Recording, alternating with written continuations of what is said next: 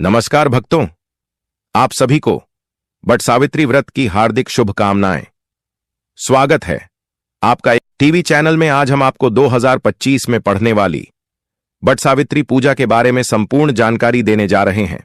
दोस्तों, इस बार साल 2025 में वट सावित्री का व्रत कब रखा जाएगा, इसकी पूजा का शुभ मुहूर्त क्या है, पूजा विधि क्या है, व्रत में क्या खाना है क्या नहीं खाना, कौन सी चीज है जो दान में देना है और कौन सी चीज है जो हमें बिल्कुल भी दान नहीं देना है, और वह कौन सी महिलाएं हैं जिनको वट सावित्री का व्रत बिल्कुल भी नहीं रखना चाहिए, पूजा कैसे करना है, किस विधि से करना है, किस दिन करना है, पूजा का शुभ मुहूर्त क्या रहेगा, पूजा विधि क्या रहेगी, संपूर्ण जानकारी आज हम आपको इस छोटी सी वीडियो के माध्यम से देने जा रहे हैं। दोस्तों, आपसे निवेदन है कि वीडियो के अंत तक आपको बने रहना है।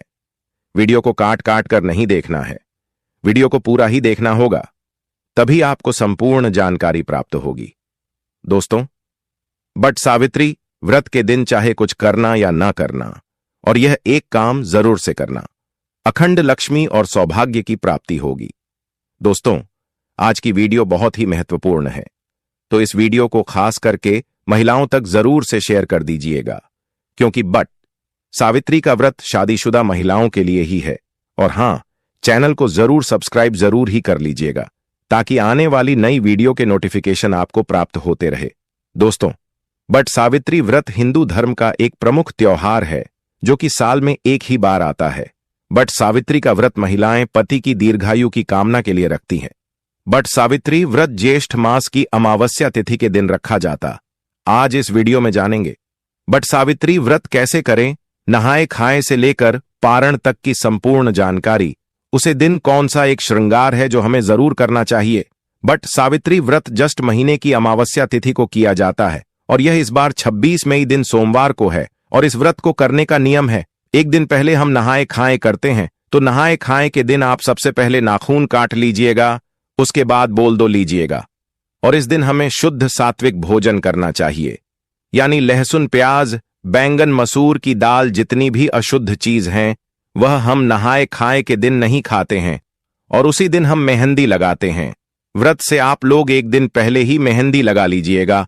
और इस व्रत में ठेकुआ बनाया जाता है, तो नहाए खाए के दिन ही आप लोग ठेकुआ बना लीजिएगा।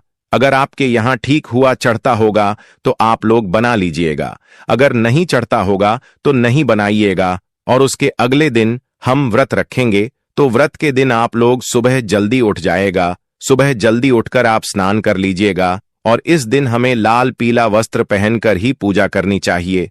तो आपके पास नई साड़ी है तो आप लोग नई साड़ी पहन लीजिएगा, या आप अगर शादी का जो भी साड़ी है पहनना चाहती है तो वह भी पहन सकती है। और चूड़ी आप लोग एक डब्बा या लेठी नया जरूर खरीद लीजिएगा। साड़ियां पहने हुआ भी पहन सकती है, लेकिन चूड़ियां लेती आप अपने लिए एक नया ले लीजिएगा। और उसे दिन 16 श्रृंगार किया जाता है, तो हमें अपना सिंदूरा से मांग भर लेना है। और गले में मंगलसूत्र पर में पायल, बिछुआ और महावर जरूर लगा लीजिएगा।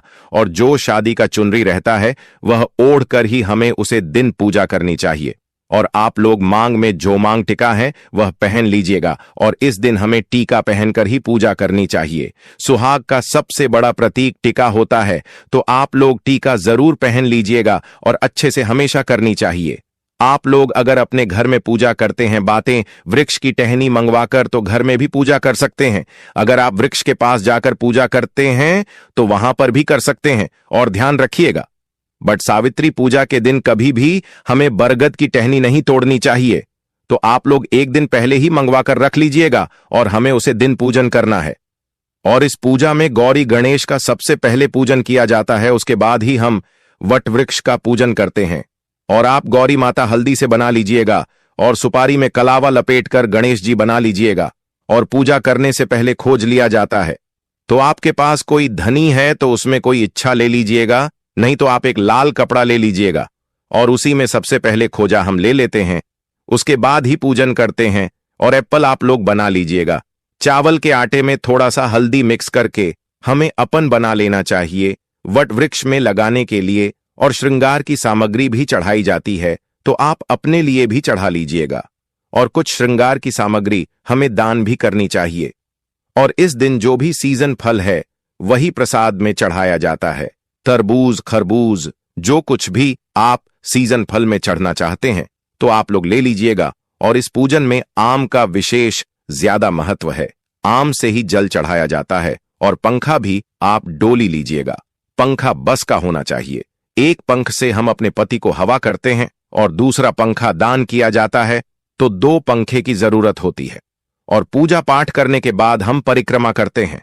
तो परिक्रमा करने के लिए आपके पास अगर कच्चा सूट है तो वह ले लीजिएगा। अगर कच्चा सूट नहीं है तो आप मौली धागा से भी परिक्रमा कर सकते हैं। और नियम तो है 108 परिक्रमा हमें करनी चाहिए। अगर 108 आप करने में सक्षम हैं तो 108 कीजिएगा, नहीं तो आप 11, 22, 51 भी कर सकते हैं। और परिक्रमा करते समय आप लोग ध्यान दीजिएगा, अगर आपका धागा मान लीजिए खत्म हो जाए, फिर भी आपको परिक्रमा रोकना नहीं है।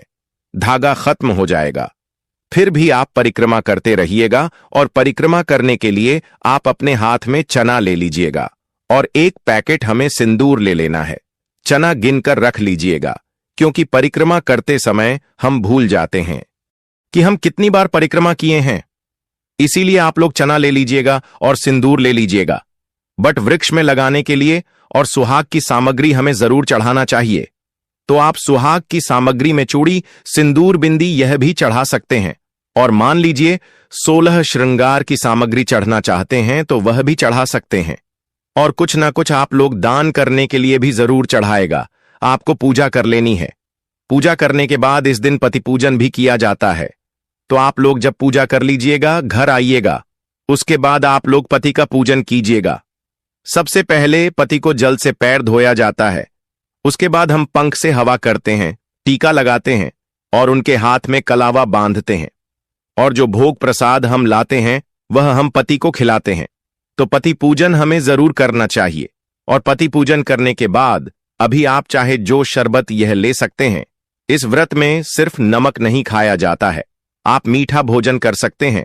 तो आप लोग पूजा करने के बाद जो कुछ भी खाना चाहते हैं वह खाएगा। और शाम में सूर्यास्त होने से पहले ही आप मीठा भोजन कर लीजिएगा। सूर्यास्त होने के बाद हमें कुछ भी नहीं खाना चाहिए। और व्रत का पारण हम अगले दिन करेंगे। और इस बार बट सावित्री व्रत 26वें दिन सोमवार को है और नहाए खाएं 25वें दिन रविवार को है। और व्रत का पारण हम 69वें दिन मंगलवार को करेंगे। और जो लोग पहली बार वट सावित्री व्रत करना चाहती हैं वह कर सकती है। इस बार कोई मलमास अधिक मास नहीं है। तो अगर आप लोग व्रत उठाना चाहते हैं तो आप लोग व्रत जरूर उठा लीजिएगा। और पूजा करने के बाद वहां पर जितनी भी सुहागन महिलाएं हैं उनके मांग में हमें सिंदूर लगा देना चाहिए। और कोई के में आप लोग प्रसाद जरूर दीजिएगा। दोस्तों, आप साधारण तरीके से भी पूजा कर सकते हैं। इस दिन पूजा के लिए आपको सबसे पहले पूजा के दिन टोकरी में रेत भरकर ब्रह्मा की मूर्ति स्थापित करें तथा वहां परसों में सावित्री की मूर्ति स्थापित करनी चाहिए। दूसरी टोकरी में सत्यवान सावित्री की मूर्ति स्थापित करें। दोनों टोकरियों को वट वृक्ष के नीचे रखें। सबसे पहले ब्रह्मा सावित्री की पूजा करें, फिर सत्यवान और सावित्री की पूजा करें। इसके बाद वट वृक्ष को पानी दिन, जल, फूल, मूली, होली, कच्चा दूध, चना, गुड़ तथा धूप दीप से पूजा करें। जल चढ़कर वृक्ष के चारों ओर कच्चा धागा लपेटकर 3 बार परिक्रमा करें। बट के पत्तों की माला पहनकर कथा का श्रवण करें। पूजन सामग्री में प्रयोग की जाने वाली वस्तुएं ध्यान से जानें दोस्तों। सावित्री सत्यवान की मूर्तियां बस का पंखा, लाल कलाव, धूप भी, फल पुष्प, होली, सुहाग का सामान, पूर्णिया, बरगद का फल, जल से भरा कल है। आप सभी को लेना है सावित्री। सत्यवान की मूर्तियां बस का पंखा, लाल कलवा, धूप, होली, सुहाग का सामान, पूरियां, बरगद का फल, जल से भरा कलश। शास्त्रों के अनुसार बरगद के वृक्ष के तने में भगवान विष्णु, जड़ों में ब्रह्मा और शाखों में भगवान शिव का वास है। इस वृक्ष में कई सारी शाखाएं नीचे की ओर रहती हैं, जिन्हें देवी सावित्री का रूप माना जाता है। इसलिए मानता है कि इस वृक्ष की पूजा करने से भगवान का आशीर्वाद प्राप्त होता है और मनोकामनाएं पूरी होती हैं। संतान प्राप्ति के लिए इस वृक्ष की पूजा करना लाभकारी माना जाता है। मानता है कि ज्येष्ठ मास की अमावस्या तिथि के दिन वट वृक्ष की छांव में देवी सावित्री ने अपने पति की पूर्ण जीवित किया था। वृक्ष की पूजा की जाने लगी।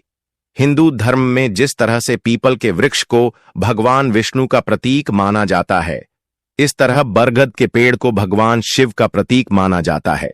मानता है कि तीर्थंकर रश्मिताव नहीं, अक्षय वट के नीचे तपस्या की थी। इस स्थान को प्रयाग में रक्तदेव तपस्थली नाम से भी जाना जाता है। दोस्तों, इस दिन कौन सी गलतियां भूलकर नहीं करनी चाहिए, ले जानते हैं। बट सावित्री के व्रत में ऐसी कौन सी 3 चीज हैं जिसे सावित्री माता को नहीं चढ़ाना चाहिए तथा पूजा में इन चीजों को शामिल नहीं करना चाहिए, नहीं तो आपका व्रत टूट जाएगा और आपको पाप लग जाएगा। दोस्तों, यह व्रत महाराष्ट्र, यूपी, बिहार और झारखंड में इस पर्व की अहमियत बहुत ज्यादा है। यहां तक कि विदेश में रहने वाली महिलाएं भी अपने पति के लिए वट सावित्री व्रत अवश्य रखनी है। दोस्तों, आगे बढ़ने से पहले सच्चे दिल से कमेंट बॉक्स में अवश्य लिखें, जय माता सावित्री। माता सावित्री के लिए एक लाइक तो बनता है और हमारे चैनल को सब्सक्राइब करके इस बेल आइकन को जरूर दबाइएगा। या तो ली शुरू करते हैं दोस्तों। वट सावित्री व्रत इसमें दिन सोमवार को किया जाए और अमावस्या तिथि आरंभ होगी। 30 मई शाम 2:55 से अमावस्या तिथि समाप्त होगी।